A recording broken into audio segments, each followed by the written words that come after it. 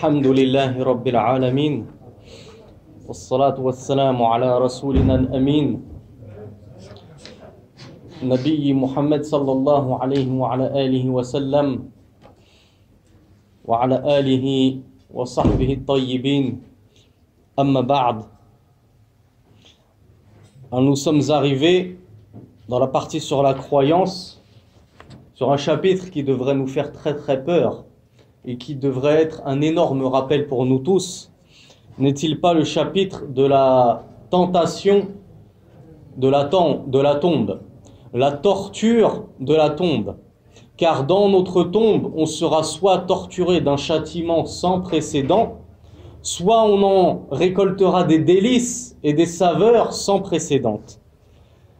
Le cheikh nous dit يؤمن المسلم بأن القبر وعذابه وسؤال الملكين فيه حق وصدق وذلك للأدلة النقلية والعقلية الآتية. Donc le cheikh rahimahullah nous dit le musulman croit que dans la tombe, ou plutôt il croit en la tombe, c'est-à-dire tout ce qui va se passer une fois qu'on sera enseveli sur terre, et il croit en son châtiment, le châtiment de la tombe. Et il croit également aux questions des deux anges dans la tombe, lorsqu'on sera dans la tombe. Qui est-ce qui peut me rappeler qu'est-ce que c'est que ces questions sur lesquelles nous serons interrogés une fois dans notre tombe? Sur quoi portent ces questions-là? Et qui sont ces deux anges? La première question, c'est la religion. Oui. Après, quel prophète? Naam.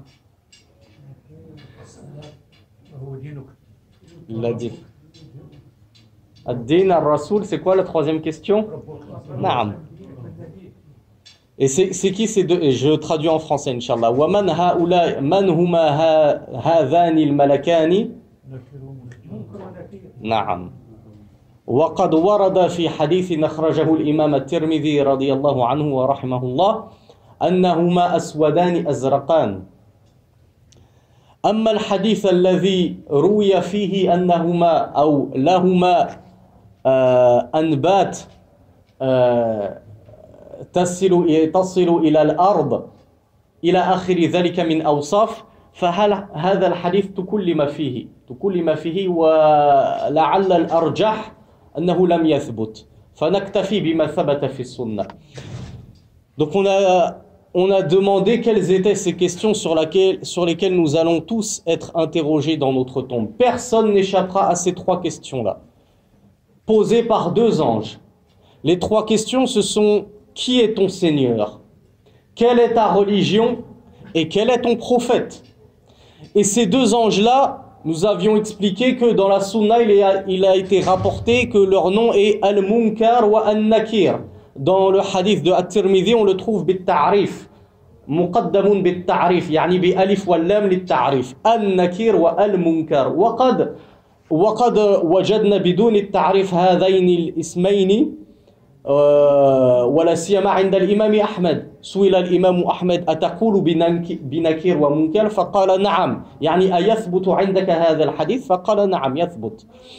Donc on a dit que leur nom était Al-Munkar et Al-Nakir, avec le Al qui précède Munkar wa Nakir. Mais on le trouve aussi sans le Al, comme ça a été rapporté notamment de l'imam Ahmed. Ce hadith, il se trouve dans At-Tirmidhi et il a été authentifié, il a été rendu fiable.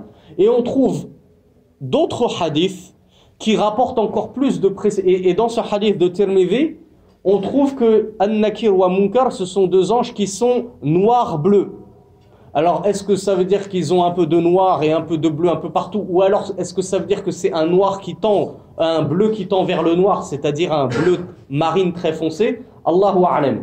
Mais les mots du hadith, ce sont deux anges noirs-bleus. Aswadani azraqan. Il y a d'autres hadiths au sujet de Al-Nakir ou Al-Munkar qui, eux, ne sont pas authentiques. Ils ont fait l'objet de beaucoup de divergences entre les savants. Et peut-être que le plus juste à ce sujet, sur ces hadiths-là, c'est qu'ils ne sont pas authentiques. Et ils rapportent par exemple que Al-Nakir ou Al-Munkar ont des crocs, des canines qui descendent et qui rayent le sol. Lorsqu'ils marchent, leurs canines rayent le sol. Là, les savants ont dit que ces hadiths-là ne sont pas authentiques. Ce qui est authentique, c'est que ce sont deux anges noirs, bleus, qui poseront 3 questions à tout individu dans sa tombe. Le cheikh nous dit donc, comme à son habitude, qu'il va citer les preuves du Coran et de la Sunna relatives à tout ce qui va se passer dans la tombe. Alors, je ne vais pas faire la même bêtise que la semaine dernière où je vous ai lu pendant quasiment un quart d'heure un nombre incalculable de hadiths en arabe, et je me rends compte que ça peut lasser et endormir les non-arabophones de parler en arabe pendant 15 minutes et ensuite de tout traduire en bloc. Et ensuite, quand je traduis tout pendant 15 minutes en bloc, ben ça lasse les arabophones qui ont des difficultés en français. Alors, je vais maintenant adopter une nouvelle technique, c'est que je vais traduire chaque verset séparément et individuellement. Alors, le cheikh nous dit, parmi les adilla al-naqliya, parmi les preuves du livre, il y a la parole d'Allah subhanahu wa ta'ala, وَلَوْ تَرَى إِذْ يَتَوَفَّى الَّذِينَ كَفَرُوا الْمَلَائِكَةُ يَضْرِبُونَ وُجُوهَهُمْ وَأَدْبَارَهُمْ وَذُوقُوا عَذَابَ الْحَرِيقِ. Dans une parole d'Allah subhanahu wa ta'ala dans le Coran, Allah nous dit, et si tu voyais, lorsque les anges feront périr ceux qui ont mécru, en frappant leur visage et leur dos, goûter au châtiment brûlant. Donc Allah subhanahu wa ta'ala est en train de nous informer que ceux qui auront mécru recevront un douloureux châtiment au moment où ils sont en train de rendre l'âme. Des anges qui ont été décrits de manière effroyable par le prophète sallallahu alayhi wa sallam dans la sunna se présenteront à lui avec des barres de fer et le frapperont de toute leur force. Et ce hadith va être développé plus loin, incha'Allah subhanahu wa ta'ala.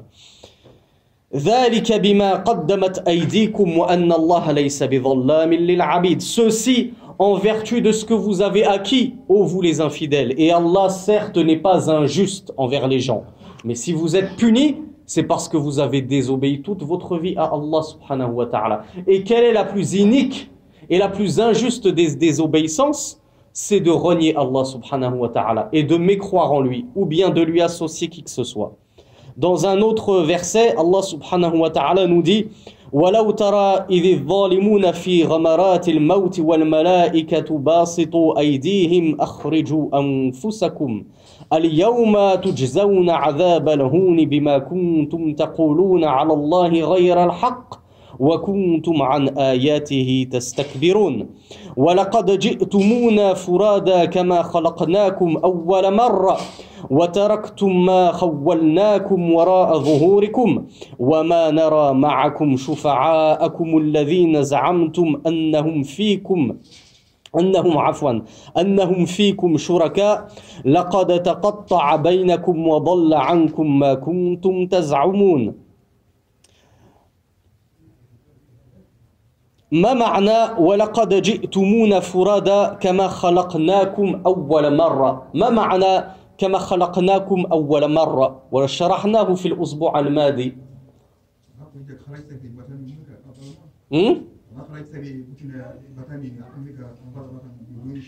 لا لا لا لا لا يعني تبعثون كما خلقناكم أول مرة. كيف نبعث عند الله سبحانه وتعالى؟ نعم قلنا هو الأسبوع الماضي حفاة عراة غررا. Je vais l'expliquer en français, ne vous inquiétez pas. Donc le cheikh nous cite un autre hadith où Allah subhanahu wa ta'ala dit dans le Coran: et si tu voyais les injustes dans les affres de la mort, c'est-à-dire lors de l'agonie, tandis que les anges tendront les mains vers eux en leur disant: sortez vos âmes, faites sortir vos âmes, mourrez.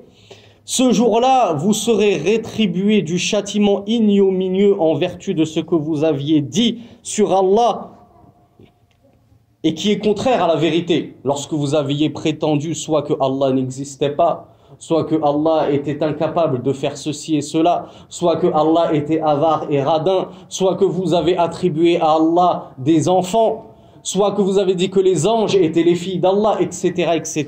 Vous serez punis pour tout ce que vous avez dit comme parole calomnieuse au sujet du Maître des mondes. Et en plus, vous étiez au sujet de nos versets orgueilleux. Lorsque on vous citait les paroles d'Allah subhanahu wa ta'ala et les versets d'Allah, vous vous en détourniez avec orgueil, un hautain et plein de kibr.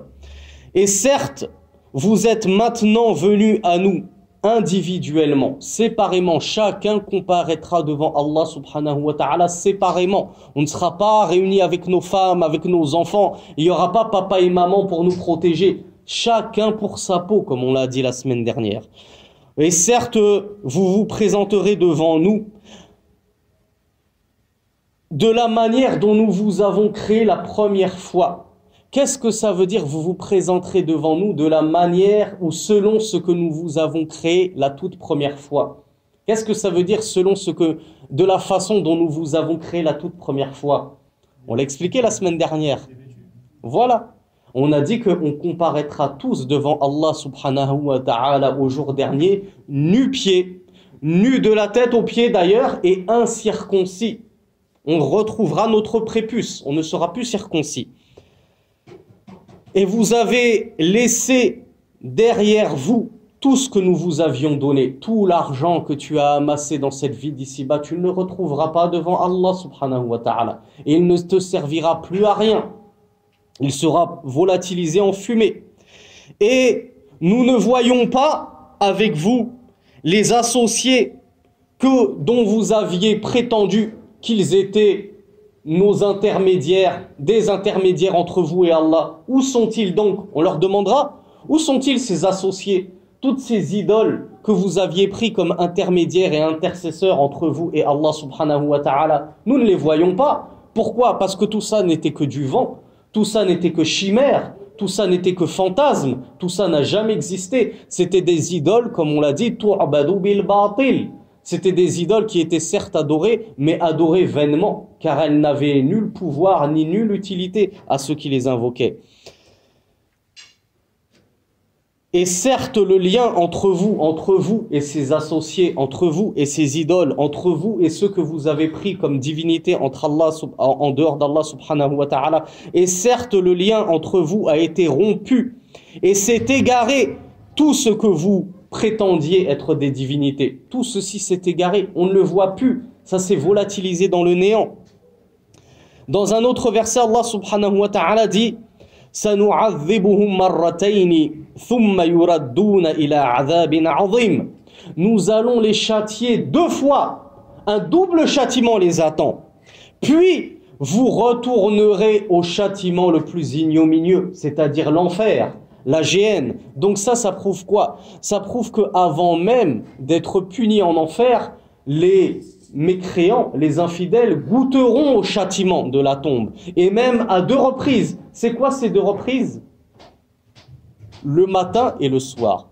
Ils seront châtiés au petit matin et ils seront châtiés au soir. Dans un autre verset, Allah subhanahu wa ta'ala nous dit An-naru yu'araduna 'alayha ghuduwan wa 'ashiyyan wa yawma taqumu as-sa'atu udkhulu ala fir'aun. Le feu leur sera exposé, c'est-à-dire à ceux qui ont mécru au signe d'Allah subhanahu wa ta'ala. Le feu leur sera exposé, c'est-à-dire dans leur tombe, au petit matin et au soir, comme on vient de le dire. Faites donc rentrer la famille de Pharaon qui a mécru en Allah subhanahu wa ta'ala dans le plus dur et tourmentesque des châtiments. Et dans un autre verset, et dans un dernier verset que le cheikh nous cite, Allah subhanahu wa ta'ala nous dit يُثَبِّتُ اللَّهُ الَّذِينَ آمَنُوا بِالْقَوْلِ الثَّابِتِ فِي الْحَيَاةِ الدُّنْيَا وَفِي الْآخِرَةِ وَيُضِلُّ اللَّهُ الظَّالِمِينَ وَيَفْعَلُ اللَّهُ ما يشاء. ما معنى هذه الآية يثبت الله الذين آمنوا بالقول الثابت؟ ما معنى هذا؟ Hein? Naam, naam. J'ai entendu les 2 bonnes réponses. Parce que Allah il dit fil hayat ad-dunya wa fil akhirah. Allah subhanahu wa ta'ala nous dit nous allons affermir. Allah va affermir ceux qui ont cru par une parole ferme, résolue, dans la vie d'ici-bas et dans al-akhirah, dans la vie future. Et Allah subhanahu wa ta'ala égare les injustes. Il ne les guide pas les injustes. ceux qui sont injustes et qui refusent sciemment de suivre Allah subhanahu wa ta'ala, Allah les laisse dans leur égarement et il les ajoute en égarement. Et Allah fait ce qu'il veut. Allah fait ce qu'il veut. Allah, qu'est-ce que ça veut dire? Allah va affermir ceux qui ont cru par une parole ferme, une parole résolue dans la vie d'ici-bas et dans l'au-delà. Qu'est-ce que c'est que cette parole ferme et résolue par laquelle Allah subhanahu wa ta'ala va nous affermir? Naam, ça c'est quand ça?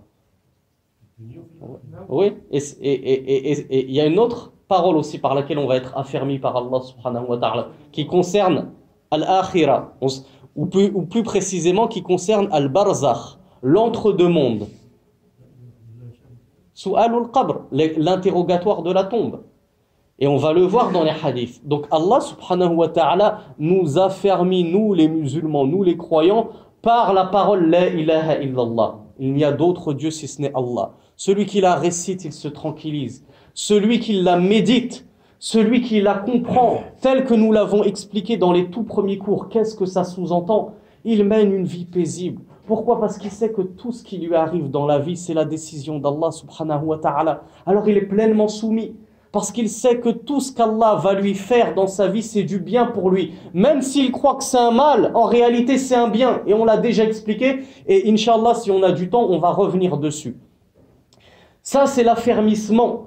At-tawhid, Ash-shahada, cette attestation de l'unicité d'Allah subhanahu wa ta'ala, elle nous a fermis dans notre vie d'ici-bas. Cette aqida qu'on a, cette croyance qu'on a, elle nous rend forts et solides, prêts à affronter vents et marées et toutes les épreuves qui nous attendent sur cette vie d'ici-bas.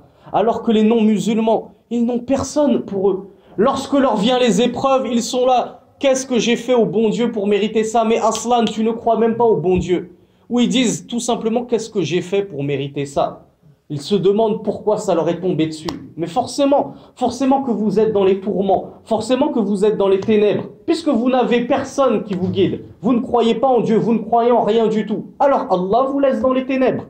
Mais Allah nous dit, il va aussi affermir les croyants dans l'au-delà. Les savants de l'exégèse, les mufassiroun, les savants de l'interprétation coranique ont expliqué que cet affermissement dans l'au-delà, c'est l'affermissement par lequel Allah subhanahu wa ta'ala va nous renforcer au moment des questions dans la tombe. Parce que ça va être quelque chose d'effroyable.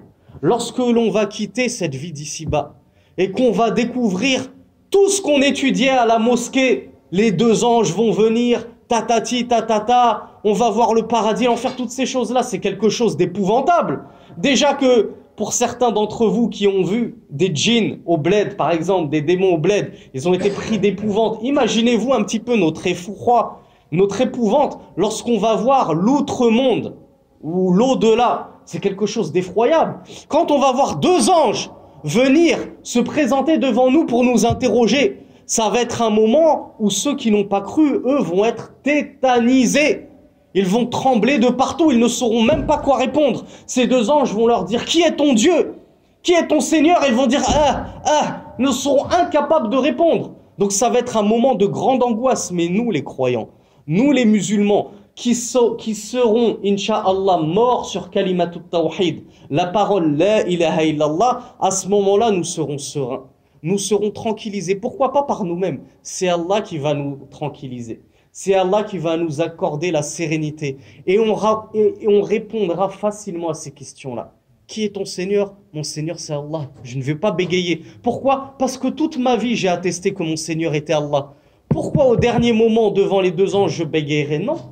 Toute ma vie, j'en ai été sûr. Et maintenant, plus que jamais, j'en suis plus que jamais sûr. Parce que ces choses-là, vous les deux anges, je savais que vous viendriez me voir. Rasulullah, ça fait 1400 ans qu'il nous en a informé que vous alliez venir me questionner sur ces trois réponses. Et j'ai préparé mon examen. J'ai préparé toute ma vie les réponses à cet examen. Mon Seigneur, c'est Allah. Ma religion, c'est l'islam. Et cet homme qu'on nous a envoyé, c'est Rasulullah. C'est le messager d'Allah. Donc voilà pour la partie sur les ayats, sur les versets coraniques que le cheikh nous cite.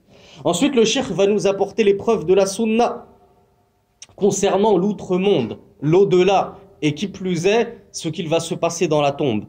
Il nous dit, إخبار رسول الله صلى الله عليه وعلى آله وسلم بذلك في قوله إن العبد إذا وضع في قبره وتولى عنه أصحابه وإنه لا يسمع قرع نعالهم أتاه ملكان فيقعدانه فيقولان له ما كنت تقول في هذا الرجل يعني محمد صلى الله عليه وعلى آله وسلم فأما المؤمن فيقول أشهد أنه عبد الله ورسوله فيقال له انظر إلى مقعدك من النار قد أبدلك الله به مقعدا من الجنة فيراهما جميعا يعني يرى المقعد المتوعد في النار والمقعد المتعود في الجنة وأما المنافق أو الكافر فيقولان له ما كنت تقول في هذا الرجل فيقول لا أدري كنت أقول ما يقوله الناس فيقال له لا دريت ولا تليت يعني ولا اتبعت لم تتبع سبيل الرسول صلى الله عليه وعلى آله وسلم ويضرب بمطارق من حديد ضربة فيصيح صيحة يسمعه من يليه غير الثقلين من هم الثقلين؟ الجن والإنس يعني كل الحيوانات تسمع هذه الصيحة العظيمة إلا الإنس والجن.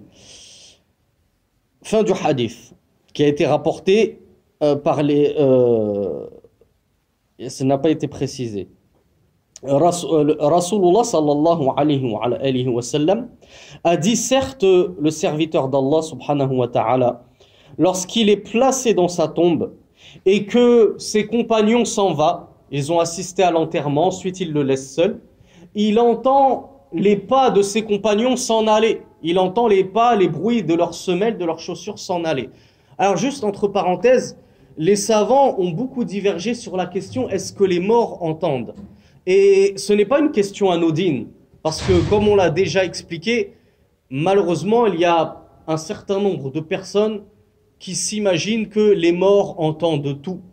Et c'est pour ça qu'on vous avait posé la question, est-ce qu'il est permis d'invoquer, entre guillemets, les awliya dans leur tombe, ce qu'on appelle les saints, les vertueux.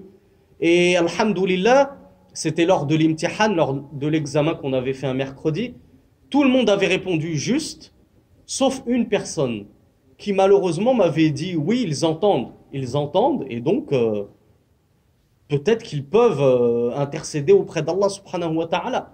Ou ça c'était plutôt à propos de Rasulullah. J'avais posé la question, est-ce qu'on a le droit d'invoquer Rasulullah sallallahu alayhi wa sallam après sa mort? Et il y en a un qui m'a dit oui, on l'entend, il nous entend et il pourrait effectivement nous profiter en quoi que ce soit. Or ça c'est une parole très très grave. De croire que les saints, que les vertueux nous entendent, c'est déjà, il faudrait déjà apporter la preuve, mais de penser que parce qu'ils t'ont entendu, ils vont pouvoir être profitables en quoi que ce soit, ou bien nuire à autrui parce que tu es allé le voir dans sa tombe et tu lui as dit, celui-là me fait du mal, punis-le, lance sur lui un sort, fais ceci, fais cela, comme on le trouve dans certains pays malheureusement, où des gens vont voir des gourous, des sorciers, où ils se rendent auprès des tombeaux et ils invoquent comme ça les gens dans leur tombe.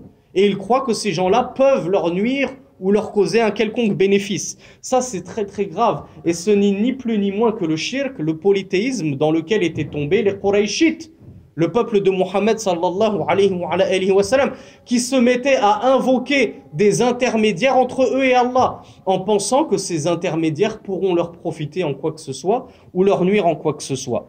Donc la question, est-ce que les morts entendent? Certaines personnes ont dit oui, les morts entendent. C'est une grande minorité de personnes qui ont dit ça. Il y a d'autres savants qui ont dit non, les morts n'entendent pas. Et la parole la plus juste, et celle qui est accompagnée de preuves, est celle qui a dit que les morts n'entendent pas, sauf à certains moments qui ont été précisés dans la sunna. Mais dans ces autres moments-là, ils n'entendent pas. Tu as beau pleurer en larmes sur la tombe de ton père, il ne t'entend pas, ton père. Il ne t'entend pas pleurer. Parmi ces moments où les morts peuvent effectivement entendre les vivants, c'est à ce moment-là. Après que tes compagnons t'aient enterré et qu'ils s'en vont, là tu les entends parler à ton sujet. Ah, il était bien, ah, il va nous manquer, ah, mashallah, c'était un homme qui faisait des sadaqat et tout. C'est pour ça qu'il convient de ne dire que du bien. C'est pas à ce moment-là qu'il faut casser du sucre sur son dos. Ah, celui-là, il était comme ci, il était comme ça, il m'a volé, il trompait sa femme. Non. Ne le tourmentez pas plus qu'il n'est déjà tourmenté dans sa tombe. Donc à ce moment-là, effectivement, il entend. Mais pas à d'autres moments. Ou en tout cas, pas à d'autres moments en dehors des moments qui ont été rapportés dans la sunna. Donc on poursuit le verset. Lorsque le serviteur d'Allah est enseveli dans sa tombe, et que ses compagnons s'en vont, et qu'il le laisse à son triste sort, et qu'il entend leurs pas s'éloigner de lui. À ce moment-là, lui viennent deux anges qui vont l'asseoir. Et donc on a expliqué que ces deux anges, c'était An-Nakir et Al-Munkar. Ces deux anges vont lui dire, que disais-tu au sujet de cet homme, c'est-à-dire au sujet de Muhammad sallallahu alayhi wa sallam. Alors quant aux croyants, il dira, j'atteste que c'était le serviteur d'Allah et son messager. Alors on lui répondra, regarde la place qui t'attendait en enfer. Allah subhanahu wa ta'ala te l'échange contre une place au paradis. Et il verra la place qu'il attendait s'il était mort sur le coufre en enfer. Et il sera terrifié. Puis il verra sa place qui lui a été donnée au paradis et qu'on lui a promis. Pourquoi? Car il a suivi Allah et son messager. Et alors il se tranquillisera et il se réjouira.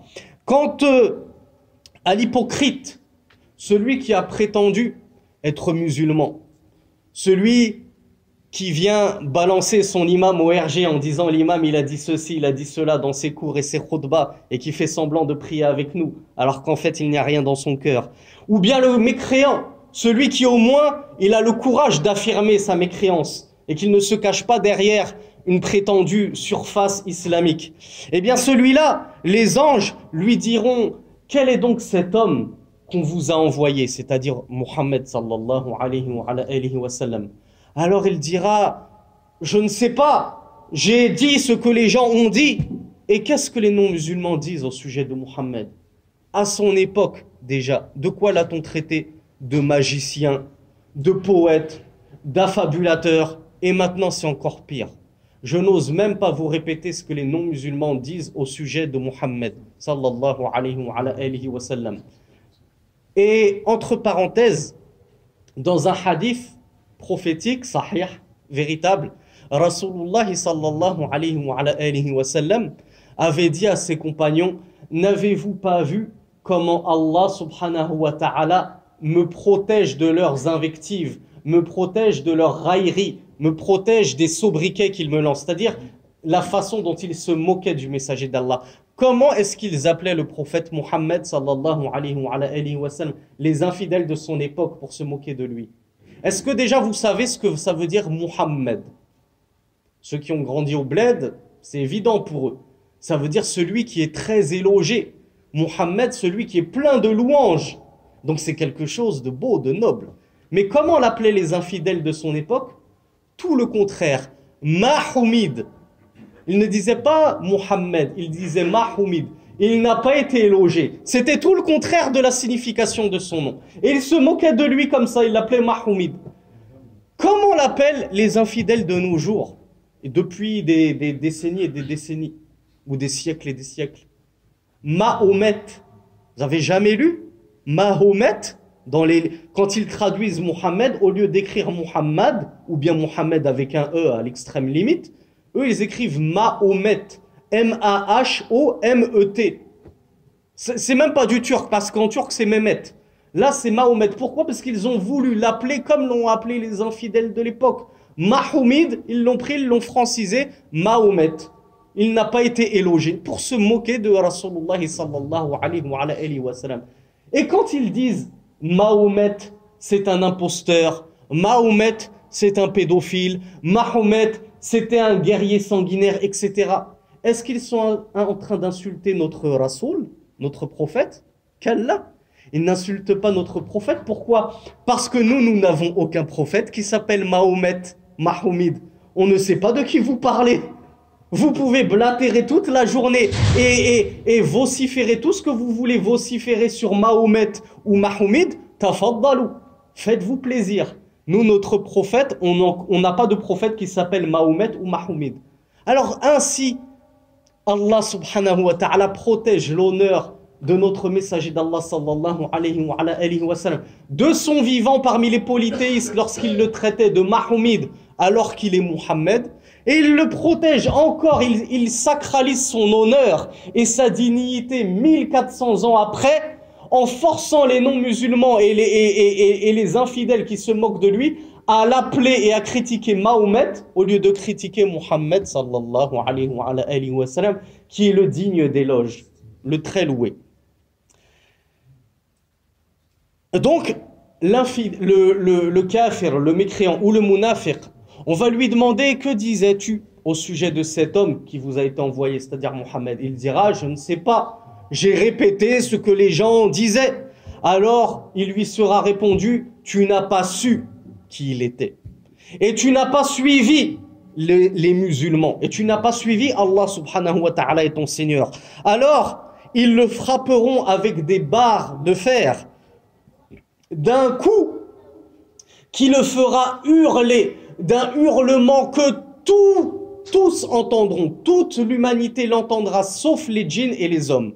Mais tout ce qui se trouve sur terre parmi les bêtes, les animaux, tout ce qui peut entendre d'habitude l'entendra, si ce n'est les djinns et les hommes. Alors, on entend certaines histoires, est-ce qu'elles sont vraies ou pas, Allahu a'lam, c'est pas ça le plus important, mais effectivement, on peut entendre qu'il y a certains chiens qui, par exemple, sont passés près de certaines tombes et qui se sont mis à hurler d'un hurlement d'effroi ou d'aboyer de manière effroyable. Est-ce que c'est parce qu'ils ont entendu quelqu'un qui était justement fraîchement enseveli et en train de se faire torturer? C'est fort possible. C'est fort possible. En tout cas, nahnu nusaddiqu qawla rasulillahi sallallahu alayhi wa sallam. Nous croyons dur comme fer en la parole du messager d'Allah qui a dit: tout le monde entendra ce hurlement d'effroi et de douleur lorsque le mécréant, le non-musulman, se fera châtier par les deux anges, si ce n'est les djinns et les hommes qui ne pourront entendre cet hurlement de douleur. Dans un autre hadith, le messager d'Allah sallallahu alayhi wa sallam a dit: إذا مات أحدكم عرض عليه مقعده بالغداة والعشي إن كان من أهل النار فمن أهل النار وإن كان من أهل الجنة فمن أهل الجنة فيقال له هذا مقعدك حتى يبعثك الله إلى يوم القيامة. والحديث هنا رواه الإمام البخاري، ونجد روايات لهذا الحديث مطولة تصف ما هو عذاب القبر وعذاب النار، فيشم مثلا رائحة الجنة فيتلذذ بها إلى آخر ذلك. Dans un hadith un petit peu court, le cheikh aurait pu nous en citer un peu plus long et un plus détaillé. Hadith qui a été rapporté dans le recueil authentique de l'imam al-Bukhari. Le messager d'Allah sallallahu alayhi wa sallam a dit: lorsque meurt l'un d'entre vous, on lui exposera sa future place 2 fois, au petit matin et au soir. S'il fait partie des gens du feu, ce sera sa place au feu qui lui sera exposée. Et s'il fait partie des gens du paradis, alors ce sera sa place au paradis qui lui sera exposée. Et ceci jusqu'à ce qu'Allah subhanahu wa ta'ala nous ressuscite tous. Du jour où on sera dans notre tombe jusqu'au jour de la résurrection, on verra 2 fois par jour notre place, soit en enfer, soit au paradis. Et ça, en elle seule, cette situation, c'est soit un délice, soit un tourment effroyable. Imaginez-vous voir votre place en enfer, dans le feu, avec des choses démoniaques. Lorsque l'on voit par exemple nos frères Rohingyas, ou nos frères Ouïghours, ou nos frères au Cachemire, en train de se faire torturer vivants, en train de se faire brûler. Lorsque l'on voit par exemple des vidéos terribles de la PETA, de certains Chinois qui dépècent des animaux vivants, qui prennent des chiens et qui leur enlèvent la peau, vivants, qui leur arrachent la peau, ça nous glace le sang. On a envie de pleurer, de vomir même quand on voit ces images. Ça, c'est même pas une goutte dans l'océan de ce que c'est que l'horreur qui attend les infidèles en enfer. Alors imaginez-vous si vous voyez une horreur que nul ne peut imaginer. Et les mots ne sont même pas assez forts pour décrire l'enfer, c'est-à-dire le tourment infernal qui a lieu en enfer. Et toi, tu verras ça 2 fois par jour, si tu es promis au feu. Donc ça déjà, c'est déjà un châtiment, de voir ce qui t'attend. Parce que pas un seul jour ne passera jusqu'au jour de la résurrection où tu t'imagines déjà ce qui est en train de t'attendre comme horreur. Et tu en souffres de te dire, mon Dieu, qu'est-ce qui m'attend? J'aimerais que l'heure ne se lève jamais. J'aimerais qu'Allah ne me ressuscite jamais. Mais à ce moment-là, tu sais que tu vas être ressuscité. Tu sais que tout ce que les musulmans disent depuis 1400 ans, qui vous disent il y aura un jour dernier, vous allez tous être ressuscités, vous allez tous comparaître devant Allah. À ce moment-là, dans ta tombe, tu te diras, punaise, ils avaient raison les musulmans. Si seulement j'avais cru, si seulement je les avais suivis. Et je ne vais pas y échapper.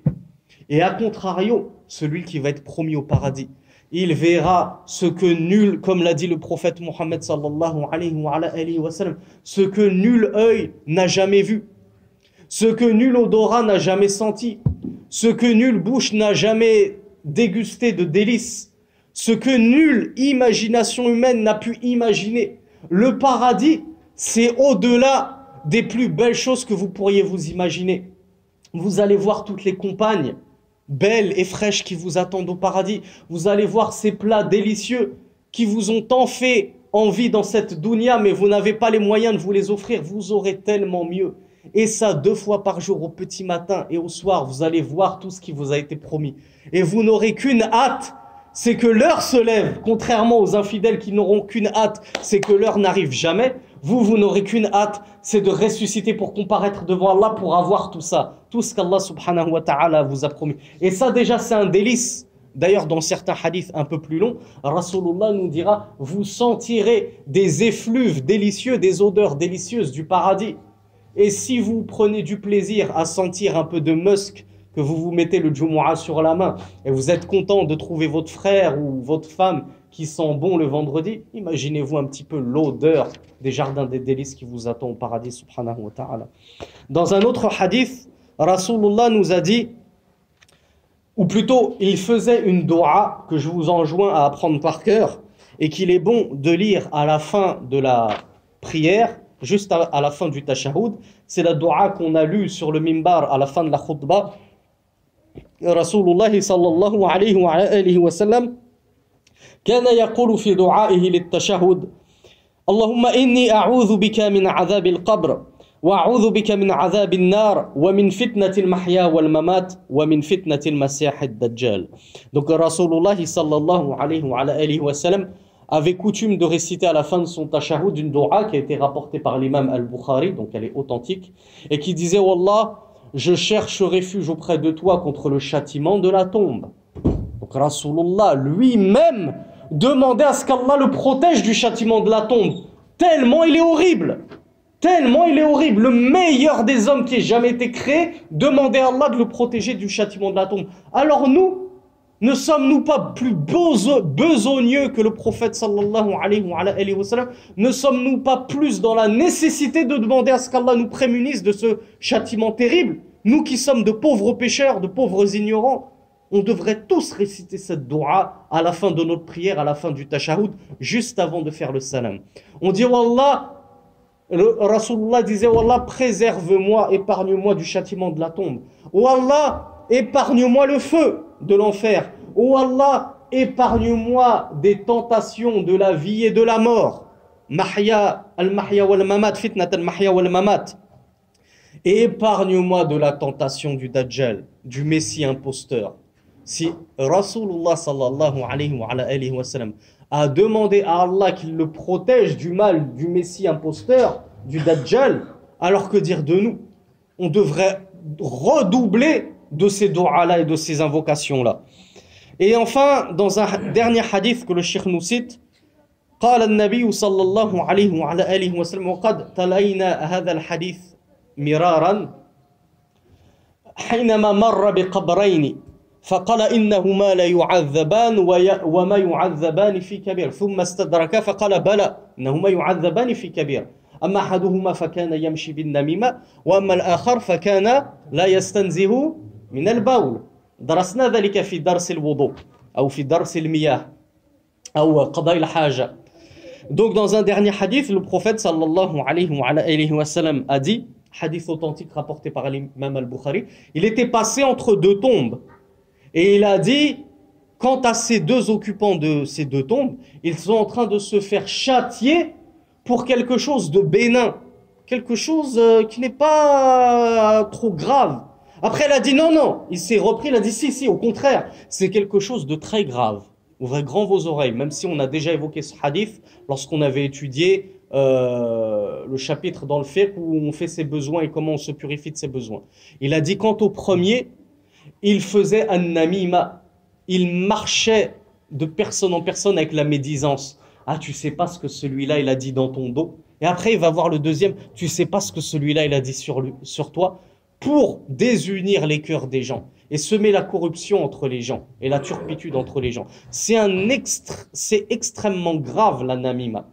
Et ce qui fait pleurer les cœurs avant de faire pleurer les yeux, c'est que même dans nos mosquées, on entend de la namima. Même moi, il m'a été rapporté, voilà, celui-là, il a dit ceci dans ton dos, celui-là, il a dit ceci dans ton dos, subhanallah. Même nous, les gens des mosquées, on n'est pas à l'abri de la calomnie et de la médisance. Alors que pensez-vous de ceux que la prière n'a même pas, dont la prière n'a même pas poli le cœur, que la prière n'a même pas, dont la prière n'a même pas éduqué l'âme? C'est un immense péché. Et malheureusement, les personnes qui sont le plus touchées par cela, c'est les femmes. Force est de le reconnaître. Les femmes mangent beaucoup de médisance, mangent beaucoup la chair de leurs sœurs et de leurs frères, comme l'a dit le messager d'Allah, plutôt comme l'a dit Allah subhanahu wa ta'ala. Celui qui parle sur les gens dans leur dos, celui qui fait la calomnie, c'est comme s'il mangeait la chair de la vivante de la personne sur laquelle il était en train de parler. Et quant à la deuxième personne qui est en train de se faire châtier dans sa tombe, le prophète a dit c'est quelqu'un qui ne se purifiait pas de l'urine. Il ne se prémunissait pas de l'urine. Lorsqu'il urinait, lorsqu'il faisait pipi, il ne se nettoyait pas après. Ou alors si quelques gouttes touchaient sa jambe, il ne se souciait pas de nettoyer sa jambe. Donc, il se laissait souiller par sa propre urine. Donc, on a fini, alhamdoulilah, le cours sur Adhabul Qabr wa Na'imuhu, les délices et les châtiments de la tombe. Et on va essayer, bi'idhnillahi subhanahu wa ta'ala, de finir le cours sur Al-Iman bil-Qada'i wal-Qadar. En tout cas, de le commencer, bi'idhnillah, sur la croyance en le décret et la prédestinée. Et ça, je vous l'avais dit durant les tout premiers cours, c'est un chapitre fondamental en islam. Et c'est malheureusement un chapitre sur lequel bien des musulmans se sont fourvoyés et égarés et trompés et écartés de la vérité. Et déjà, à l'époque des salafus salih, des pieux prédécesseurs, la génération de l'imam Malik, la génération de Abdullah ibn al-Mubarak, etc., ces grands imams, déjà, des gens qui se réclamaient de l'islam s'étaient égarés. On avait cité la secte des Jabariya, qui disent que nous sommes obligés et contraints d'agir comme nous avons agi. Si j'ai forniqué avec telle femme, si j'ai consommé du vin, ce n'est pas de ma faute, c'est Allah qui m'a forcé. Parce qu'on ne peut rien faire de nous-mêmes si ce n'est par la volonté d'Allah. Si j'ai forniqué, si j'ai bu du vin, c'est la volonté d'Allah, c'est pas de ma faute. Ça, c'est très grave, cette croyance-là. Et dans l'extrême opposé de cette secte qu'on appelle les Jabariya, il y a la secte qui s'appelle Al-Qadariya. Al-Qadariya, hum nufatul qadar. Ce sont ceux qui ont rejeté la prédestinée. Et ils ont dit, la prédestinée n'existe pas. Ce que je fais au jour le jour, là, je vais taper sur le mur. Allah ne savait pas que j'allais taper sur le mur. Là, je vais taper mon voisin, je vais me bagarrer avec mon voisin. Allah n'a su et n'a été au courant de cette bagarre qu'au moment où elle s'est produite. Ils ont rejeté la science d'Allah subhanahu wa ta'ala azaliyan, ilmullahi al-azali, c'est-à-dire la science ancienne d'Allah. Allah, c'est tout. Et ça, c'est un chapitre très important qui, malheureusement, il nous reste 3/4 d'heure, même pas, parce qu'il faut que je m'arrête un peu avant le début de la salat. Et on ne pourra pas le développer outre mesure. Mais khayr, parce qu'on a dit que là, c'est des cours pour les débutants. Et au fur et à mesure, Inch'Allah, on élargira le cercle de nos connaissances. Donc, on va essayer d'étudier ça superficiellement pour au moins avoir des notions de base fondamentales sur ce que c'est Al-Iman bil-Qada' wal-Qadar. Qu'est-ce que c'est que le décret et la prédestinée? Parce que normalement, ça mérite une conférence de 2-3 heures pour bien développer le sujet. Donc, le cheikh nous dit « Yu'minu al-muslimu bi qada'illahi wa qadarihi » وحكمته ومشيئته وأنه لا يقع شيء في الوجود حتى أفعال العباد الاختيارية إلا بعد علم الله وتقديره وأنه تعالى عدل في قضائه وقدره حكيم في تصرفه وتدبيره وأن حكمته تابع لمشيئته يعني لا يفعل الله سبحانه وتعالى شيئا إلا بحكمة بالغة ما شاء يعني ما شاء الله كان وما لم يشاء لم يكن. Et ça on l'avait expliqué dans le dars sur al-rububiyya. Rububiyatullah subhanahu wa ta'ala taqtadi an la yaqa'a fi mulki Allah subhanahu wa ta'ala illa ma sha'a wa illa lam yakun malikan wa lam yakun rabban ولا حول ولا قوة إلا به سبحانه وتعالى وذلك للأدلة النقلية والعقلية التالية. Alors là, le cheikh nous cite 3 phrases. Je veux que vous écoutiez, ouvriez grand vos oreilles et que vous les graviez dans votre cœur, ces 3 phrases. Elles sont fondamentales. Il vous a résumé la croyance des gens de la Sunna sur la question du décret de la prédestinée en 3 phrases. Le musulman qui serait incapable de répéter ces 3 phrases, c'est qu'il a très mal assimilé sa religion et il a une croyance naqisa. Il a une croyance qui n'est pas au top de sa forme. On doit comprendre ces 3 phrases-là, on doit en être sûr et convaincu, on doit les assimiler et on doit faire la da'wa avec ces 3 phrases. On doit éduquer nos épouses, nos familles, nos voisins, on doit faire l'annonce aux gens que ainsi est Allah, ainsi est le décret d'Allah. Donc le cheikh nous dit, le musulman croit au décret d'Allah et à la prédestinée. C'est Muradifani, c'est 2 synonymes, le décret d'Allah et la prédestinée. Et il croit en la sagesse d'Allah. Allah fait preuve d'une sagesse infinie. Rien de ce qu'il fait n'est dépourvu de sagesse. Allah ne fait rien par hasard, ou il ne fait rien en se trompant. Il fait quelque chose, ah zut, j'aurais pas dû le faire ainsi. Non, tout ce qu'Allah fait, c'est parfait à 1000%. Et il croit en mashi'atullah, la volonté d'Allah subhanahu wa ta'ala. Et il croit que rien dans l'existence, dans les cieux et sur la terre, depuis la création de l'homme et même avant la création du premier homme, de toute éternité et depuis toujours, rien ne se passe jusqu'à la moindre de nos actions, jusqu'au téléphone que je soulève comme ça, jusqu'à la feuille qui tombe de l'arbre. Rien ne se produit dans l'existence si ce n'est par science d'Allah subhanahu wa ta'ala. Allah le savait. Il le savait avant que ça se produise, il le savait. Et avec la volonté d'Allah, et ceci s'est produit par la volonté d'Allah. Si Allah ne l'avait pas voulu, cela ne se serait jamais produit. Quand bien même les anges et les djinns, comme on va le voir dans un hadith, se réuniraient tous pour faire que cette chose se produise, sans la volonté d'Allah, sans l'agrément d'Allah, sans la décision d'Allah, cette chose ne se produira jamais. Donc tout ce qui se passe dans l'existence se passe par la permission d'Allah, par la volonté d'Allah, par science d'Allah. Allah sait ce qui va se produire depuis tout temps. Et par justement le décret et la prédestinée d'Allah subhanahu wa ta'ala. Et il sait que Allah subhanahu wa ta'ala est infiniment juste dans ses décrets et ses décisions. Comme on l'a dit tout à l'heure, tout ce qui vous touche, même le mal, c'est une justice d'Allah et c'est une sagesse d'Allah. Que tu la saisisses, que tu la comprennes, que tu arrives à méditer dessus ou que tu ne la comprennes pas. Le vaccin que l'on fait à nos nourrissons et qui est un mal pour eux, ils en pleurent. Et ce nourrisson, peut-être que dans sa tête, il se dit « Mais pourquoi mon papa et ma maman, ils me piquent? Pourquoi ils me font mal ?» Mais c'est pour ton bien, ou Allah dit. C'est pour que tu ne tombes pas malade, mon enfant. Donc, asa an takrahu shay'an wa huwa khayrun lakum. Allah Azza wa Jalla nous dit dans le Coran, il se peut que vous détestiez une chose alors qu'elle est un bien pour vous. Il se peut que tu aies raté ton avion et que tu crois que c'est un mal parce que tu as flingué tes vacances. Mais si tu avais pris cet avion et que tu étais atterri dans ces vacances-là, il y aurait eu un attentat et tu serais mort. Tellement de choses se produisent dans le monde, on croit que c'est un mal alors que c'est un bien. Et tout est fait par sagesse d'Allah subhanahu wa ta'ala. Parfois, c'est un mal qui te touche parce qu'Allah subhanahu wa ta'ala veut te purifier de tes péchés. Mais toi, tu ne sais pas. Tu ne sais pas que si ce mal ne t'avait pas touché, peut-être que ta balance des mauvaises actions aurait penché du mauvais côté et tu serais allé en enfer. Mais ta balance, elle était comme ça, chancelante. Allah subhanahu wa ta'ala t'a fait toucher d'un mal, t'a touché d'une épreuve afin de te purifier de quelques péchés qui ont soulagé ta balance des mauvaises actions et qui ont fait pencher les bonnes actions du bon côté. Et c'est par cela que tu es entré au paradis.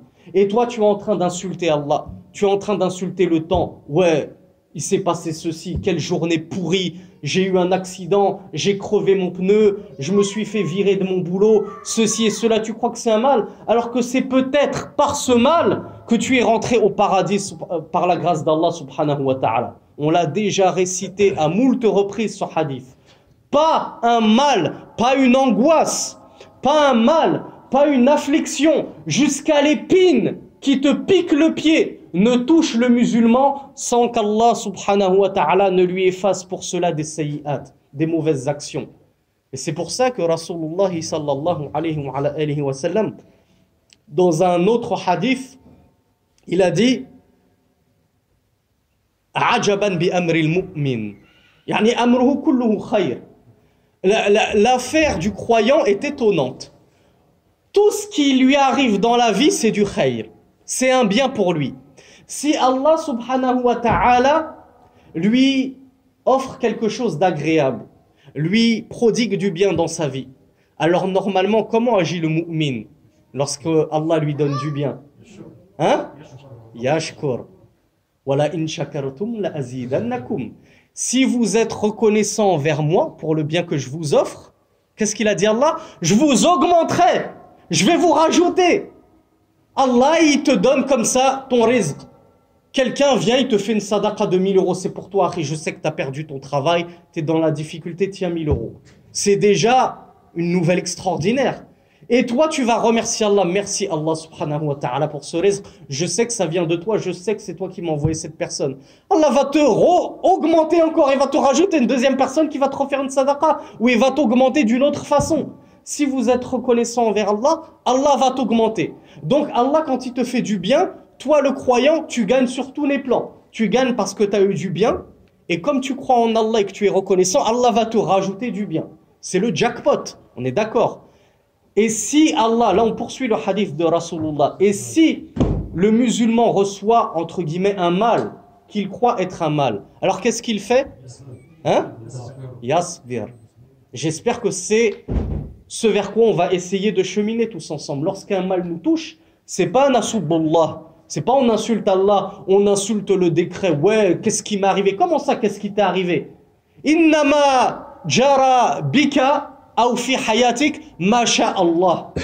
Ce qui t'est arrivé, c'était rien d'autre que la décision d'Allah. Est-ce que tu contestes la décision d'Allah? Est-ce que tu t'opposes au décret d'Allah? Donc qu'est-ce qu'il fait le croyant lorsqu'il a des épreuves dans la vie, lorsqu'un mal le touche? Il se soumet à la volonté d'Allah.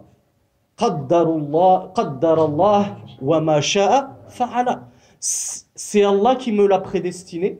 Et ce qu'Allah a voulu est arrivé. C'est ça que veut dire la phrase Qaddarallah wa ma sha'a fa'ala. Où certaines personnes disent juste ma sha'Allah. C'est ce qu'Allah avait voulu. Donc je m'y soumets, je ne pouvais pas m'y soustraire. J'aurais demandé aux hommes de toute la terre entière avec les djinns de me repousser ce mal, tu n'aurais pas pu le repousser comme on va le voir, Inch'Allah. Donc, qu'est-ce que fait le croyant lorsqu'il est touché par un mal? Il se soumet à la volonté d'Allah et il patiente. Yasbir, il patiente. Et alors, qu'est-ce que va faire Allah subhanahu wa ta'ala? Il va le récompenser pour cela. Il va le récompenser pour ça. Rasulullah sallallahu alayhi wa sallam a dit, il n'y a pas une femme ou un homme, ça vaut pour une femme comme pour un homme, même si dans le hadith il est mentionné soit la mère soit le père, qui perd 3 filles, ou ça vaut aussi pour 3 enfants, qui va être éprouvé par le décès de 3 de ses enfants. Mais c'est quoi la condition? Yasbir, il patiente. Ma sha'Allahu fa'ala, qaddarallahu wa fa'ala, wa ma sha'a fa'ala. Il patiente, il se soumet à Allah avec résolution et fermeté, sans que Allah ne lui donne pour cela une place au paradis. Si tu patientes durant les épreuves, Allah te donne une place au paradis. Certains compagnons ont demandé un peu du rab. Ils lui ont dit, et celui qui perd juste 2 enfants, Rasulullah il lui a dit, c'est le paradis s'il patiente. Et si ma mémoire ne me trahit pas, je crois qu'il a aussi été demandé pour un seul enfant, vous me confirmez? On lui a dit pour un seul enfant, il a dit s'il patiente pour la mort de son enfant, il se soumet à la volonté d'Allah, c'est le paradis. Tout mal qui vous touche, si vous faites preuve de patience, de résolution, de fermeté, une immense récompense vous attend. Donc voilà pourquoi Rasulullah nous a dit l'affaire du musulman est étonnante. Il n'y a que du bien. Parce que si un bien le touche, il est reconnaissant, Allah lui rajoute du bien. Si c'est un mal qui le touche, il patiente, Allah lui donne du bien et le récompense. Dans tous les cas, le musulman, pour lui, c'est bingo, c'est jackpot. C'est tout bénef, comme on dit. Il a tout à gagner, le musulman. Mais on est triste pour les non-musulmans. C'est pour ça qu'on leur a dit à la fin de la khutbah, Aslimu taslimu. Aslimu taslimu.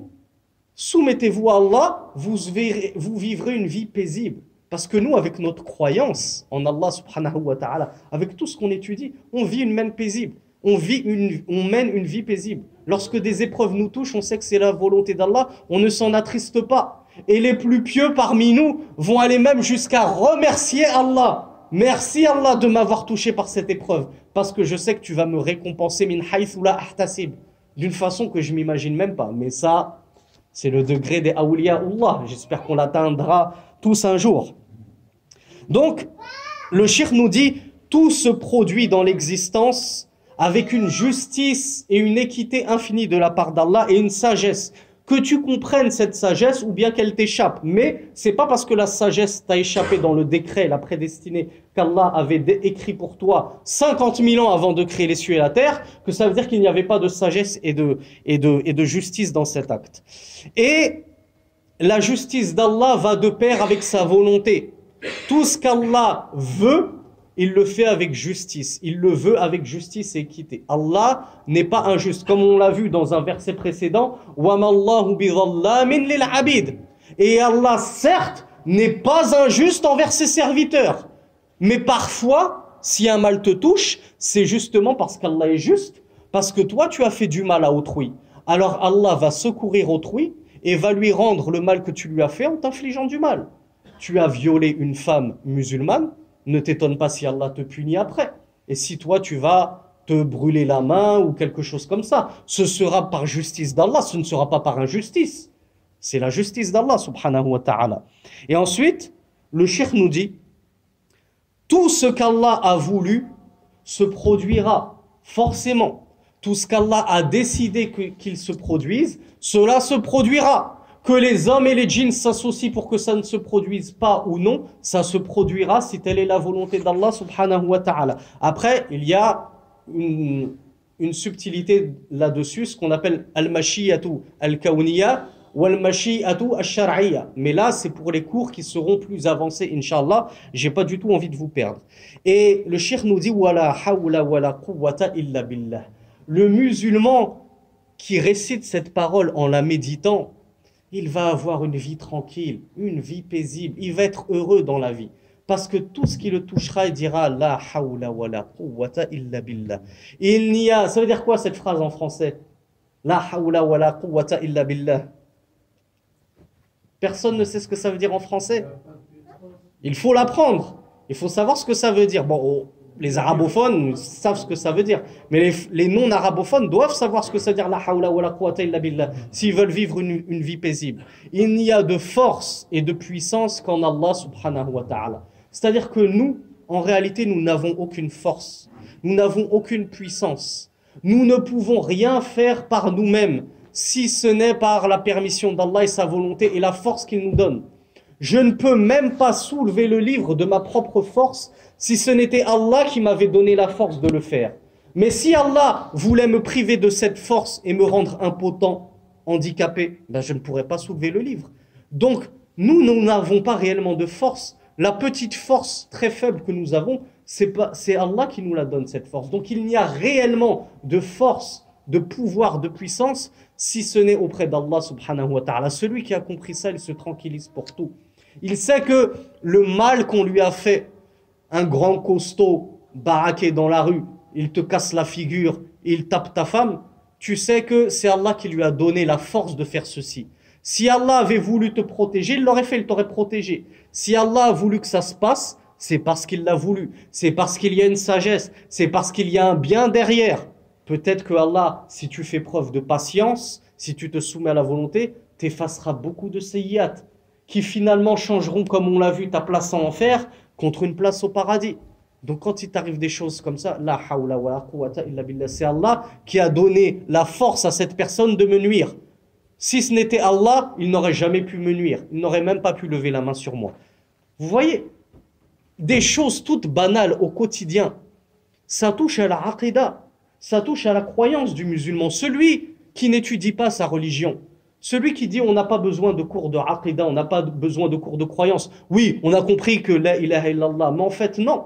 Le type, il n'a rien compris. Pourquoi? Parce que toute sa vie, il ne cesse de se plaindre. Moi, malheureusement, j'ai des personnes dans ma famille, soi-disant musulmanes, qui ne cessent de se plaindre. Il m'est arrivé ceci, il m'est arrivé cela, j'en ai marre, j'ai que des soucis. Ça prouve que la aqidah n'a pas été assimilée, n'a pas été apprise correctement. Celui qui a une bonne aqidah, celui qui a une bonne croyance, celui qui a compris tout ce qu'on est en train d'étudier, lui, il vit une vie paisible. Il sait que tout le mal qui le touche, c'est par la volonté d'Allah, c'est par la permission d'Allah, c'est parce qu'Allah l'a su et c'est parce qu'Allah l'avait écrit, prédestiné, il fallait que ça arrive. Rien n'aurait pu faire obstacle entre lui et le qadarullah. Donc le shir nous récite quelques versets et quelques hadiths. Je ne pense pas qu'on aura le temps de finir malheureusement. Il nous dit قال الله سبحانه وتعالى إن كل شيء خلقناه بقدر. Donc, quelles sont les preuves de la prédestinée? Qu'Allah subhanahu wa ta'ala avait tout décrété, tout écrit, tout décidé, tout arrêté, comme on le sait dans les sources scripturaires, 50 000 ans avant qu'il crée les cieux et la terre. 50 000 ans avant que Allah subhanahu wa ta'ala crée sa création, les cieux et la terre, il avait déjà décidé et décrété et su et voulu tout ce qui allait se passer jusqu'au jour de la résurrection. Comme il est dit, même la feuille qui tombe de l'arbre, Allah savait qu'elle allait tomber exactement à ce moment-là. 50 000 ans avant de créer les cieux et la terre. فَلِمَاذَا تَحْزَنْ يَا أَخِي لِمَاذَا تَحْزَنْ لِمَا حَدَثَ فِي حَيَاتِكَ. Pourquoi est-ce que tu pleures, mon frère? Pourquoi est-ce que tu t'attristes outre mesure? On peut être triste. Rasulullah sallallahu alayhi wa sallam, quand son fils unique Ibrahim est mort en bas âge, Rasulullah a dit le cœur s'attriste, les yeux pleurent. Rasulullah a pleuré. Mais il a dit mais nous ne disons quoi que ce qui plaît à Allah subhanahu wa ta'ala. On peut être triste, mais la tristesse ne doit pas impliquer de dépasser les limites et de s'offusquer contre la volonté d'Allah, de dire pourquoi ça m'est arrivé, qu'est-ce que c'est que ça, qu'est-ce que j'ai fait au bon Dieu pour mériter ceci et cela. Donc Allah subhanahu wa ta'ala nous dit, et toute chose, nous l'avons créée biqadarin, c'est-à-dire avec décret prédestiné. Nous avions déjà tout décidé 50 000 ans avant que cela se produise. Kulla shay'in bila istithna, toute chose, comme on l'a dit, la feuille qui tombe de l'arbre, tout a été planifié par Allah subhanahu wa ta'ala. Votre présence à ce cours était déjà écrite 50 000 ans avant les cieux et la terre. Ton retard, toi Othman, ça a été écrit 50 000 ans avant les cieux et la terre. T'aurais pas pu arriver à l'heure, quand bien même t'aurais supplié ta femme de te laisser tranquille pour assister au cours à l'heure. Elle ne t'aurait pas donné la permission, elle t'aurait retenu d'une manière ou d'une autre. Allah subhanahu wa ta'ala nous dit dans un autre verset وَإِن مِّن شَيْءٍ إِلَّا عِندَنَا خَزَائِنُهُ وَمَا نُنَزِّلُهُ إِلَّا بِقَدَرٍ مَعْلُومٍ. Allah subhanahu wa ta'ala nous dit il n'y a pas une chose dont les trésors sont auprès de nous. C'est-à-dire il n'y a pas une chose que nous ne possédions nous véritablement. C'est Allah qui possède tout, qui donne et qui reprend quand il le veut. Et Allah nous dit, et nous faisons descendre ces choses, par exemple notre rizq, notre subsistance notamment, ou les événements qui nous touchent. Il y a eu un tremblement de terre qui est arrivé, il y a eu des incendies extraordinaires en Australie, tout ça. Et nous faisons tout descendre biqadarin, avec un décret immuable qui ne pouvait pas changer. C'était déjà écrit 50 000 ans avant qu'Allah subhanahu wa ta'ala ne crée les cieux et la terre.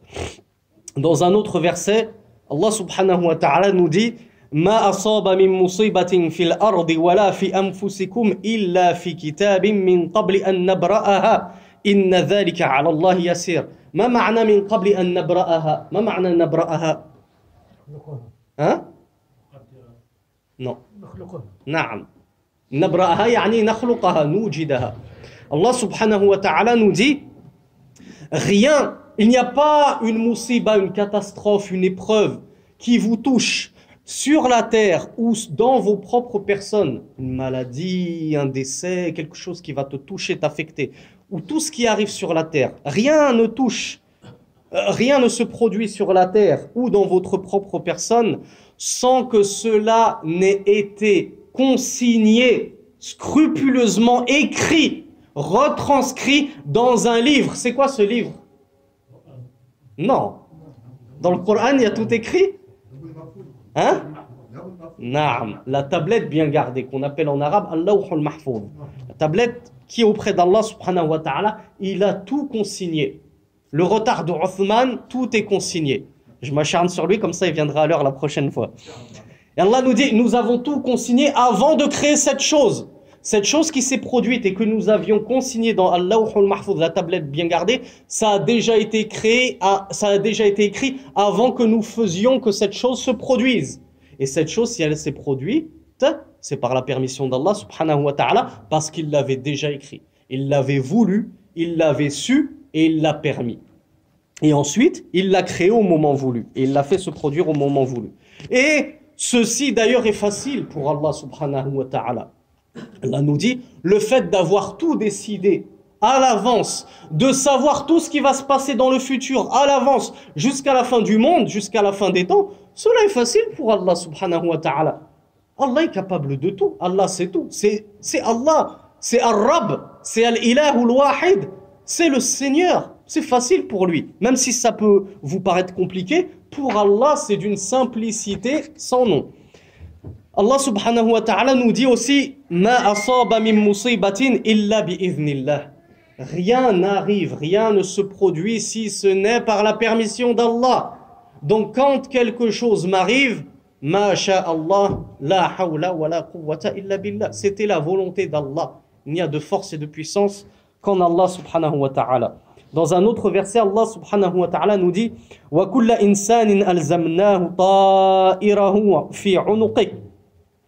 Et à toute personne, nous avons, c'est dur de traduire en français, nous avons accroché ses œuvres, je traduis littéralement, nous lui avons accroché ses œuvres à son cou. C'est-à-dire que toute personne, ça y est, toutes ses œuvres, Allah sait déjà ce qu'il va œuvrer. Allah sait déjà tout ce que tu vas faire. Ça y est, ça a déjà été décidé avant même que tu le fasses. Le fait que tu empruntes la voie du bien ou le fait que tu empruntes la voie du mal, Allah savait déjà qu'est-ce que tu allais faire.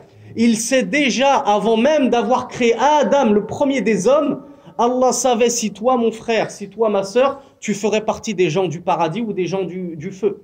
Contrairement, comme on a dit, les Qadariya, qui eux ont dit, c'est une secte complètement fourvoyée et égarée, qui se prétendaient musulmanes et qui disaient non, Allah ne sait pas ce qui va se passer dans le futur. Il connaît le présent uniquement au moment où ça se passe. Donc pour eux, Allah ne sait même pas si moi actuellement je vais être parmi les gens du feu ou parmi les gens du paradis. Ce qui est entièrement faux. Allah sait déjà quelle est ma destination finale ainsi que la vôtre.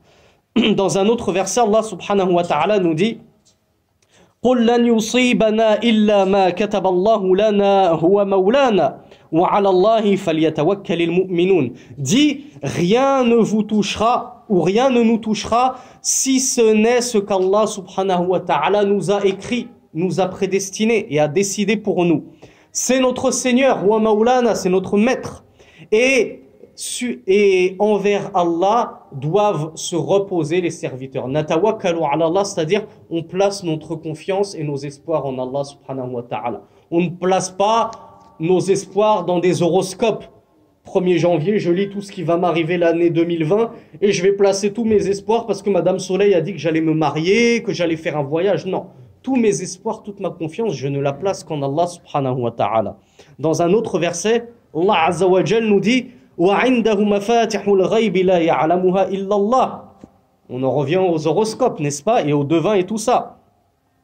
ويعلم ما في البر والبحر وما تسقط من ورقة إلا يعلمها ولا حبة في ظلمات الأرض ولا رطب ولا يابس إلا في كتاب مبين. ما هو هذا الكتاب المبين؟ اللوح المحفوظ مرة أخرى. فكل شيء مكتوب. ولذلك يقول بعض المغاربة إذا حدث شيء يسيئهم مكتوب. ألستم تقولون ذلك مكتوب. ما معنى هذه كلمة جميلة من عندكم. C'est une jolie expression que vous avez parce que هذه الكلمة تشير إلى التوحيد الذي يضيء في قلوبكم. يعني مكتوب ما معنى؟ يعني كتبه الله من قبل أن يخلقها. Allah subhanahu wa ta'ala nous dit dans un verset: et auprès de lui se trouvent les clés de l'invisible. Nul ne connaît l'invisible si ce n'est Allah subhanahu wa ta'ala. Ni Madame Soleil, ni Paco Rabanne qui nous avait prédit la fin du monde en 2001 ou 2002, je ne sais pas quoi, ni le devin, ni le marabout, ni le wali foulan, personne ne connaît l'avenir et l'invisible si ce n'est Allah subhanahu wa ta'ala. On l'a déjà expliqué, donc on ne va pas s'étaler sur le sujet. Et Allah nous dit, il sait ce qu'il y a sur la terre et dans la mer. Il sait tout, rien ne peut lui échapper à sa science. Et il n'y a pas une feuille qui ne tombe si ce n'est par la science d'Allah. Allah le sait exactement que cette feuille de tel arbre, dans telle contrée, dans tel pays, dans telle ville, est tombée à telle heure, à telle minute, à telle seconde précisément. Et il sait même pourquoi elle est tombée. Est-ce que c'est parce qu'un vent a secoué l'arbre? Est-ce que c'est parce qu'un écureuil avec sa queue a fait tomber cette feuille? Il sait tout, rien n'échappe à sa science. Et il n'y a pas un grain dans les ténèbres de la terre, dans les entrailles de la terre, même sous la terre, Allah sait ce qui se passe. Et il sait qu'il y a un grain qui va germer, qui va donner un fruit ou un arbre, etc., etc. Il n'y a rien de sec ou d'humide sans que Allah subhanahu wa ta'ala ne sache exactement quelle est cette chose et où elle se trouve. Et sans que ceci ne se trouve fi kitabin mubin, sans que ceci ne se trouve déjà écrit depuis 50 000 ans avant la création des cieux et de la terre. Tout ceci était consigné scrupuleusement fi kitabin mubin dans un livre. C'est quoi ce livre? On a dit c'est la fameuse tablette bien gardée, Al-Lawhul Mahfouz, qui est auprès d'Allah subhanahu wa ta'ala. Et je disais, certains maghrébins, je ne sais pas si les Africains, vous avez ce dicton, maktoub, je ne sais pas si on le dit au Mali, au Sénégal, mais je sais que les maghrébins, ils ont une jolie expression. Lorsque quelque chose leur arrive, ils disent maktoub. Maktoub, ça veut dire quoi? Ça veut dire katabahullah. Ça veut dire c'est Allah qui l'avait écrit. C'est Allah qui me l'avait prédestiné. Je ne pouvais rien faire contre cela. C'était le qadar. Donc c'est une expression, ce terme maktoub que certains maghrébins emploient, je trouve que c'est une jolie expression qui reflète la lumière resplendissante du tawhid qu'ils ont dans le cœur. Au moins, parmi les branches du tawhid, les branches de l'unicité d'Allah, ils ont au moins compris que tout ce qui arrivait sur la terre, c'était par la volonté d'Allah, c'était déjà écrit. C'est pas la peine de pleurer, c'est pas la peine de t'affliger, c'était écrit, tu ne pouvais rien faire pour t'y soustraire. Dans un autre verset, donc tu m'as pas répondu à Al-Hajj, vous l'avez en Afrique, nos frères africains, vous l'avez Maktoub? Vous dites Maktoub vous aussi? Ouais, vous le dites aussi, c'est bien. C'est encore mieux. C'est encore mieux de dire Masha'Allah, la quwwata illa billah, des phrases qui ont été rapportées dans la sunna, c'est encore mieux. Allah subhanahu wa ta'ala nous dit Wa ma tasha'una illa an yasha Allahu rabbul alamin. Verset très important. Il faut que nous, musulmans, on connaisse ce verset et qu'on l'assimile. Et vous ne voulez rien si ce n'est par la volonté d'Allah. C'est-à-dire que moi, je veux donner une pichenette à Othman parce qu'il est venu en retard, je ne pourrais pas l'accomplir si ce n'est par la volonté d'Allah. Si Allah l'a voulu, je pourrais le faire. Si Allah ne le veut pas, des anges le protégeront contre mon mal. Donc vous ne voudrez rien, c'est-à-dire vous ne pourrez rien accomplir si ce n'est suite à la volonté d'Allah. Tout ce qu'Allah veut, cela se produira. Tout ce qu'Allah refuse et ne veut pas, cela ne se produira pas. Encore une fois, mettez dans le coin de votre tête qu'il y a deux types de volonté, mais je ne veux pas élargir le sujet, c'est un peu trop compliqué pour notre niveau actuellement. Dans un autre verset, Allah subhanahu wa ta'ala nous dit « Inna alladhina sabaqat lahum minna al-husna ulaika anha mub'adun » Mub'adun ammadha aninnar. Allah subhanahu wa ta'ala nous dit et ceux au sujet duquel il a été prédestiné, sabaqat, c'est-à-dire on a su par avance qu'ils auraient al-husna. C'est quoi al-husna? C'est la félicité, c'est les jardins du délice, c'est al-jannah wa ru'yatullah, et la vision d'Allah subhanahu wa ta'ala. Ceux à qui nous avons prédestiné al-husna, la plus belle des récompenses, ceux-là seront éloignés. Éloignés de quoi? Éloignés du feu et éloignés du châtiment. Et enfin, donc ça c'est un dalil pour dire que sabaqat, sabaqa ilmullahi subhanahu wa ta'ala bimasirihim hal hum sayassiruna ila al-jannah ou sayassiruna ila an-nar. Allah subhanahu wa ta'ala savait par avance quelle était leur issue inéluctable. Est-ce qu'ils finiront en enfer ou est-ce qu'ils finiront au paradis? Allah le savait déjà avant même que tu ne viennes au monde. D'ailleurs, on le verra la semaine prochaine puisqu'on n'a pas le temps d'évoquer les hadiths. Mais lorsque tu n'es que un morceau de chair dans le ventre de ta mère, Allah subhanahu wa ta'ala envoie un ange pour écrire 4 choses à ton sujet. Et parmi ces choses-là, ashaqiyun huwa am as-sa'id. Ça veut dire quoi? Est-ce qu'il sera cette future personne, est-ce qu'elle fera partie des gens heureux qui iront au paradis, ou est-ce qu'ils feront partie des plus grands perdants qui iront en enfer? Alors que tu n'es qu'un morceau de chair dans le ventre de ta mère, Allah le sait déjà. Et comme on l'a dit, de toute façon, il le savait déjà 50 000 ans avant de créer les cieux et la terre. Dans un autre verset, Allah subhanahu wa ta'ala nous dit وَلَوْلَا إِذْ دَخَلْتَ جَنَّتَكَ قُلْتَ مَا شَاءَ اللَّهُ لَا قُوَّةَ إِلَّا بِاللَّهِ. Verset que vous connaissez tous à force de lire Surat Al-Kahf tous les vendredis. C'est une sunna, je rappelle, du jour du vendredi, de lire la Surat La Caverne. Je te l'apprends, Akhi, on a un nouveau frère parmi nous, bienvenue à lui. Le vendredi, parmi les sunan, parmi les guidées prophétiques que nous a enseigné le prophète, c'est de lire la Surat La Caverne. Al-Kahf. Donc, dans cette sourate, on y trouve le verset « Et que n'as-tu pas dit en rentrant dans ton jardin, en le voyant florissant, plein de fruits, etc., etc. Ceci a été fait par la permission d'Allah et la volonté d'Allah. Et il n'y a de force qu'en Allah subhanahu wa ta'ala. C'est pas grâce à toi que ton jardin a poussé. C'est pas toi qu'est-ce que tu as fait? Tu as juste planté une graine et tu l'as arrosée. C'est pas toi qui as fendu la graine et qui a fait sortir la tige, puis qui a fait sortir de la tige des feuilles, puis qui a fait sortir de ces feuilles comment on appelle ça, les pistils. Je crois qu'on appelle ça le pistil. Puis qui a transformé le pistil en fruit. Toi, t'as rien fait si ce n'est arrosé. Donc tout ce que tu as dans ton jardin, c'est par la force, la puissance et la volonté d'Allah. Fashkurillah. Alors sois reconnaissant envers Allah. Et ne dis pas c'est grâce à moi. Comme disait toujours Qarun. Vous connaissez l'histoire de Qarun, cet orgueilleux qui était le plus riche à l'époque de Moïse. Il avait une richesse. Allah nous dit, si les gens portaient les clés les clés des coffres qui renfermaient son butin, il faudrait une dizaine de personnes. Eh bien, lui, quand on lui a dit, sois reconnaissant envers Allah pour ce qu'il t'a donné, il a dit, je l'ai reçu grâce à moi-même, grâce à ma science, grâce à mon pouvoir. Je le dois qu'à moi-même, entre guillemets. Au lieu de remercier Allah, il s'est attribué tout le fadl, toute la félicité à lui-même et tout l'honneur à lui-même. Et enfin, dans un dernier verset, Allah subhanahu wa ta'ala nous dit, et ça c'est une parole que je vous enjoins à apprendre en langue arabe, même si vous ne maîtrisez pas la langue arabe, apprenez cette parole en arabe et récitez-la fréquemment. Lorsque vous voyez quelqu'un qui s'égare du droit chemin, lorsque vous voyez quelqu'un ignorant dans la religion alors que vous avez appris un petit peu, tu vois quelqu'un qui ne sait même pas comment rattraper sa prière parce qu'il est venu en retard et toi tu sais.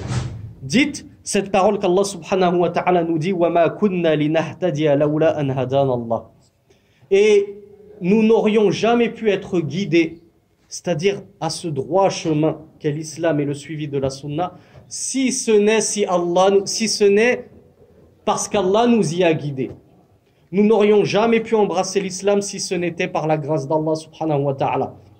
Nous n'aurions jamais pu suivre le chemin de la sunna et éviter toutes les sectes exogènes à l'islam, toutes les sectes hétérodoxes, comme les sectes que l'on vient de voir, Al-Jabariya et Al-Qadariya, ceux qui disent nous sommes obligés de faire ce qu'on a fait, Allah nous oblige à faire tout ceci, nous n'avons aucune volonté personnelle. Si j'ai bu du vin, c'est pas par choix personnel, c'est Allah qui m'y a obligé. Alors il peut pas me punir pour cela, c'est pas de ma faute.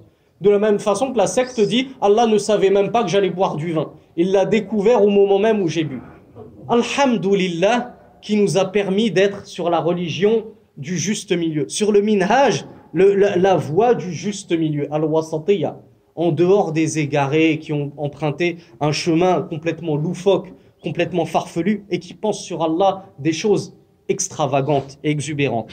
Donc apprenez ce verset وَمَا كُنَّا لِنَهْتَدِيَ لَوْلَا أَنْ هَدَانَ اللَّهُ.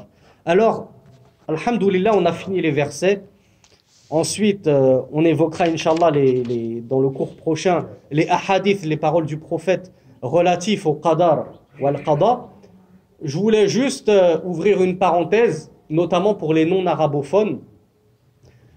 Rasulullah sallallahu alayhi wa sallam, il nous a dit, lorsque tu vois un bien dans ta personne, dans tes biens, dans ton argent, ou sur ton frère, il a dit Ud'u lahu bil baraka. Rasulullah nous a demandé d'invoquer pour lui la baraka, la bénédiction. Donc, on entend beaucoup, notamment chez les Maghrébins, on entend beaucoup quand quelqu'un veut se prémunir du ayn, veut se prémunir du mauvais œil, parce que quelqu'un lui fait des compliments, oh ta femme elle est belle, oh tes enfants ils sont beaux, ils sont intelligents, oh ta voiture elle est belle, ah ta maison elle est belle, etc. etc.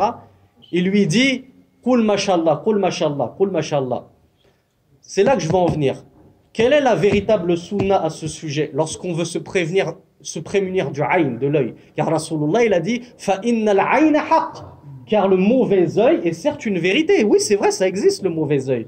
Mais comment on s'en prémunit? En accrochant chez soi une main de Fatma, avec un gros œil dessus?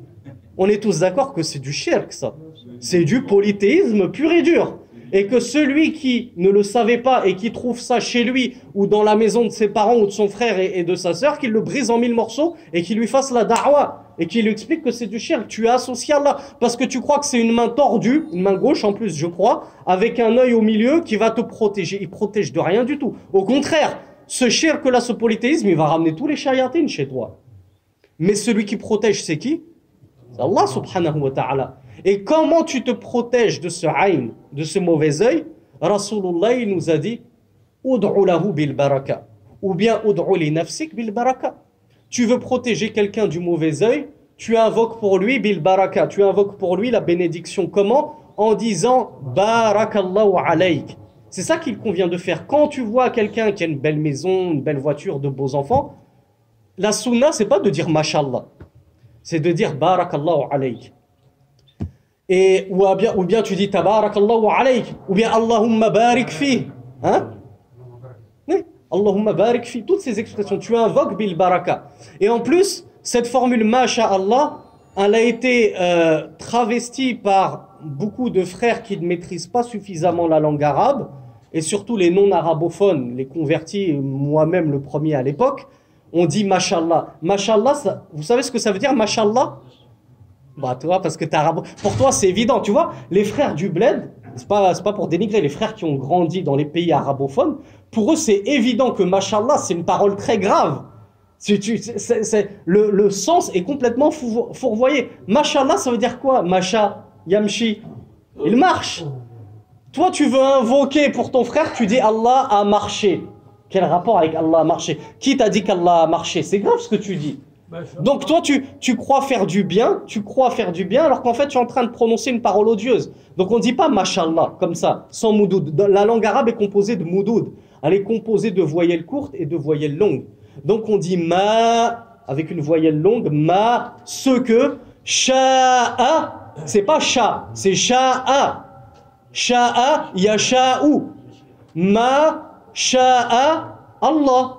Donc après on fait la liaison sha'Allah, mais c'est pas shala, C'est Sha'Allah, Ma Sha'Allah. Donc essayez au minimum de la prononcer bien. Alors, cette expression Ma Sha'Allah, elle a été rapportée certes dans la Sunna, mais il faut savoir deux choses. La première chose, c'est qu'elle n'a pas été rapportée comme ça, Ma Sha'Allah. Elle a été rapportée telle qu'elle a été rapportée fil Qur'an dans le verset qu'on vient d'étudier dans Surat Al-Kahf. Ma Sha'Allah, la quwwata illa billah. C'est pas juste du Ma Sha'Allah, non. Je dis Ma Sha'Allah, la quwwata illa billah. Mais ce hadith relatif à Ma Sha'Allah, la quwwata illa billah, lorsque tu veux te prémunir du mauvais œil, que ce soit pour toi-même ou prémunir ton frère que tu aimes du mauvais œil, ce hadith, il a été rapporté par Abu Ya'la dans son Musnad. Il a aussi été rapporté par Ibn Kathir dans son Tafsir. Et il n'est pas authentique, il est faible ce hadith-là. Par contre, les hadiths où Rasulullah a dit à l'un de ses compagnons « Hala barakta alayhi » n'as-tu pas invoqué pour lui la bénédiction lorsque tu as vu quelque chose qui te plaît ? « Shay'un yu'jibuka fihi aw fika » Donc Rasulullah nous a orienté à quoi ? À invoquer bil baraka, barakallahu alayk, Allahumma barik fihi, tabarakallahu alayk. De la même façon, une erreur de prononciation que font beaucoup de frères, et même des arabophones, certains disent barakallahu alayk, barakallah. Ça veut dire quoi, akhi, barakallah? Barakallah bidouni mad, bidouni alif mad. Baraka. Ah ouais. Baraka. يأتي من بركة يبرك الجمل يعني يثني ركبتيه على الأرض ليجلس الجمل الإبل. Baraka, si vous ne prononcez pas la voyelle longue, ça veut dire s'asseoir, et plus précisément c'est l'assise du chameau. Vous voyez comment le chameau s'assoit? Il a les deux genoux avant, il les pose par terre pour s'asseoir. Dans la langue arabe, baraka, yabruku, ça désigne l'assise du chameau lorsqu'il pose ses deux coudes avant par terre pour s'asseoir. Donc quand vous dites barakallah alayk, vous ne prononcez pas correctement, vous êtes en train de dire Allah s'est assis sur toi. C'est une parole abominable. Bon, évidemment, ceux qui ne le savaient pas ne seront pas punis, mais maintenant que vous le savez, et qui plus est nos frères arabophones, ceux qui maîtrisent la langue arabe, vous ne pouvez pas vous permettre de mal prononcer des formules d'invocation. On cherche le bien et on dit des choses odieuses. Allah a marché, Allah s'est assis sur toi. Wala hawla wala quwwata illa billah. Donc faites attention, c'est quoi la bonne formule? C'est barakallahu alayk. Baraka yubariku. Qu'Allah te bénisse. Baraka avec une voyelle longue. Baraka. Et non pas barakallahu fik. Barakallahu alayk. C'est pas la peine d'essayer d'aller vite. Dites bien les invocations. Ma sha'Allah. La quwwata illa billah, ou bien barakallahu alayk, lorsque vous voulez vous prémunir du mauvais œil. Aqulu qawli hadha wa astaghfirullah li wa lakum. Subhanakallahumma wa bihamdik, ashhadu an la ilaha illa ant, astaghfir